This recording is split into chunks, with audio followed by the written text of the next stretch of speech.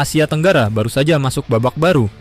Indonesia dipastikan akan menerima ex Giuseppe Garibaldi dari Italia yang akan berganti nama kemungkinan menjadi KRI Gajah Mada sebelum Oktober 2026.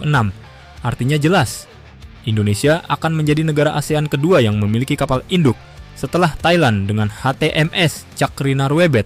Tapi kita tidak akan membahas sejarah keduanya. Yang jauh lebih menarik adalah ini.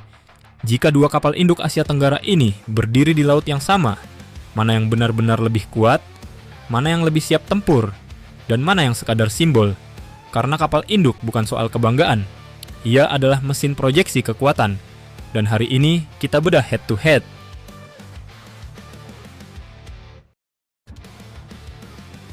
Bukan soal siapa punya duluan. Thailand sudah lebih dulu punya kapal induk lewat HTMS Cakrinarwebet. Sekarang Indonesia akan menyusul lewat ex Giuseppe Garibaldi yang akan menjadi KRI Gajah Mada. Pertanyaannya bukan siapa duluan, pertanyaannya, jika dua kapal ini berlayar hari ini di Laut Natuna atau Laut Andaman, mana yang lebih siap tempur? Mana yang benar-benar bisa jadi pusat kekuatan laut? Karena punya kapal induk itu mudah secara politik. Mengoperasikan kapal induk secara efektif, itu cerita lain.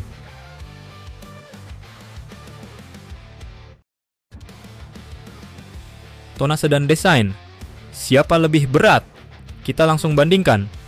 Cakrinarwebet 11.400 ton full load, sementara Garibaldi 14.000 ton full load. Selisihnya bukan kecil, itu beda kelas. Garibaldi lebih lebar, lebih tinggi freeboardnya. Artinya apa? Lebih banyak ruang dek, lebih banyak kapasitas hanggar, lebih besar cadangan bahan bakar aftur, lebih fleksibel konfigurasi udara. Cakri sejak awal dirancang sebagai light carrier. Garibaldi dirancang sebagai true STOVL carrier era Perang Dingin NATO. Dan ini penting, karena tonase menentukan endurance. Endurance menentukan seberapa lama kapal bisa bertahan di laut tanpa dukungan logistik. Di sini, secara desain murni, Garibaldi unggul.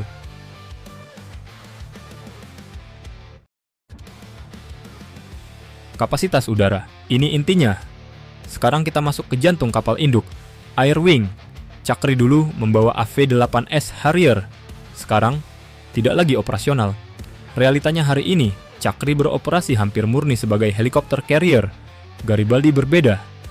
Ia memang sudah pensiun dari Angkatan Laut Italia, tapi desainnya masih mampu mengoperasikan helikopter anti-submarine warfare, helikopter serbu, dan secara teoritis, UAV Fixed Wing Navalized.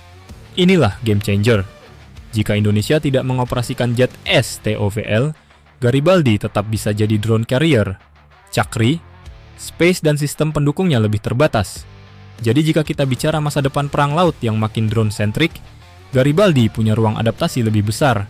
Dan dalam perang modern, adaptasi adalah segalanya.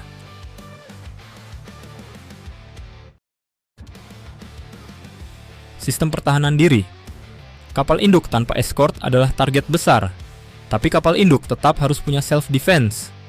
Garibaldi membawa sistem rudal anti-udara jarak menengah dan close-in weapon system. Cakri lebih minimalis. Artinya apa? Jika dua kapal ini berdiri sendiri tanpa frigat pengawal, Garibaldi punya lapisan proteksi lebih tebal.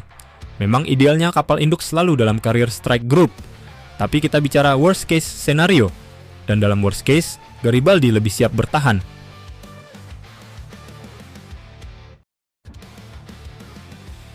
Kecepatan dan proyeksi kekuatan.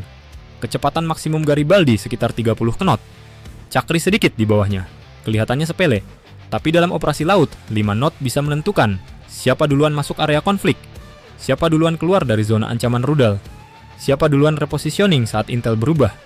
Garibaldi secara performa mesin memang dibangun untuk operasi intens NATO. Cakri tidak pernah benar-benar digunakan dalam high intensity deployment jangka panjang. Dan ini bukan kritik, ini fakta pola operasi.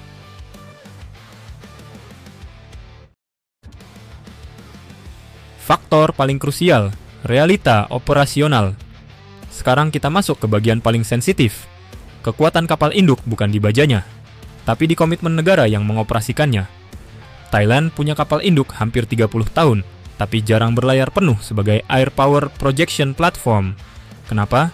Biaya operasi tinggi, Air Wing mahal, maintenance kompleks. Indonesia harus belajar dari situ. Jika Garibaldi hanya jadi simbol, maka kita hanya menyalip Thailand secara ukuran. Tapi jika Indonesia benar-benar membangun Doctrine Carrier Ops, Pilot Carrier Qualified, Drone Naval Squadron, dan ekosistem logistiknya, maka kita bukan sekadar negara ASEAN kedua yang punya kapal induk.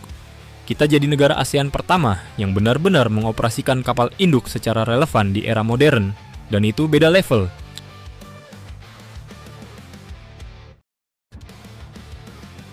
Jadi siapa paling kuat? Secara teknis murni, tonase, Garibaldi unggul. D. Penerbangan, Garibaldi lebih fleksibel. Sistem pertahanan, Garibaldi lebih tebal. Potensi modernisasi drone, Garibaldi lebih siap. Chakri unggul di satu hal, pengalaman simbolik sebagai pelopor.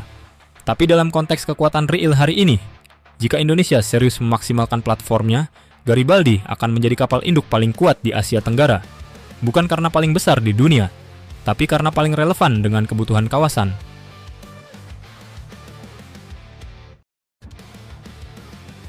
Ini bukan lomba gengsi Indonesia versus Thailand. Ini soal bagaimana Asia Tenggara mulai masuk babak baru.